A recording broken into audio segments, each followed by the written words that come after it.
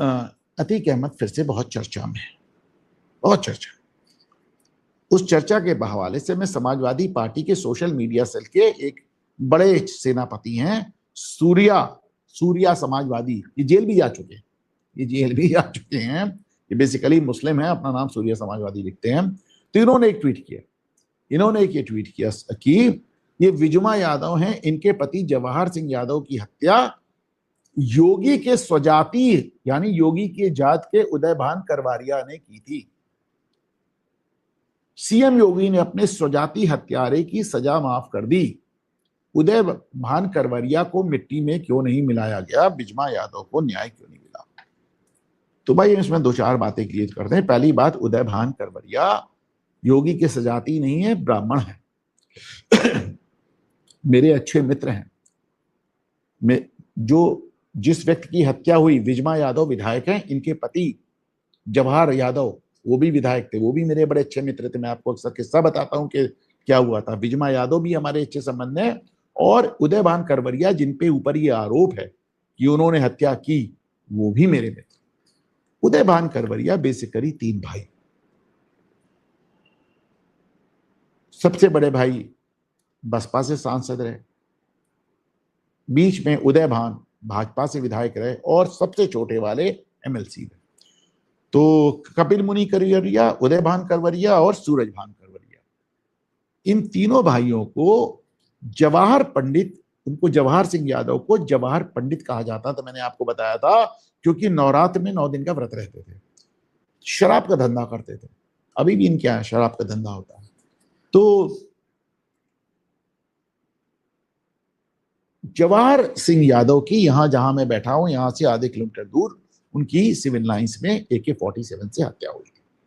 मुलायम सिंह मुख्यमंत्री थे। तो इनफैक्ट जो हत्या हुई, उसमें सबसे पहले मौके पे पहुंचने वाले हम ही लोग थे, और उस समय प्रदेश के एडवोकेट जनरल भी हमारी गाड़ी में थे, और बड़ा बवाल हो गया था।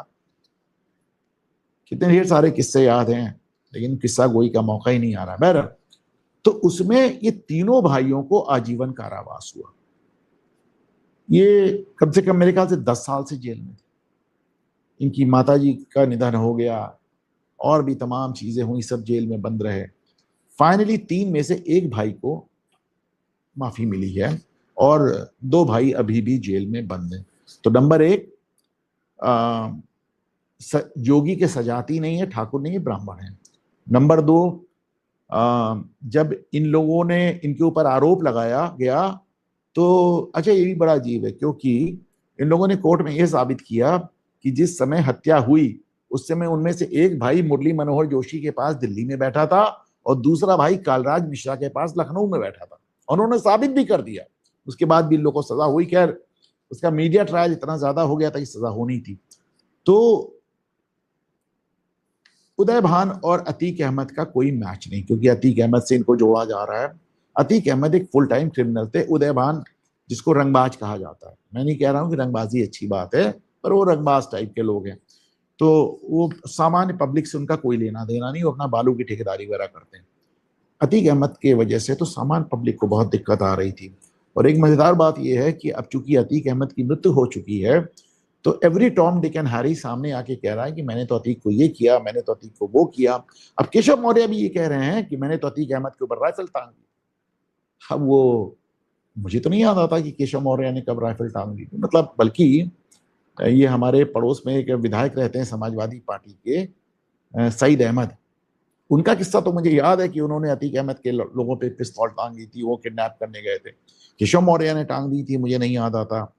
फिर हालांकि उदयभान का भी बयान आया है, उदयभान जिनका नाम आ रहा है उनका भी बयान आया है।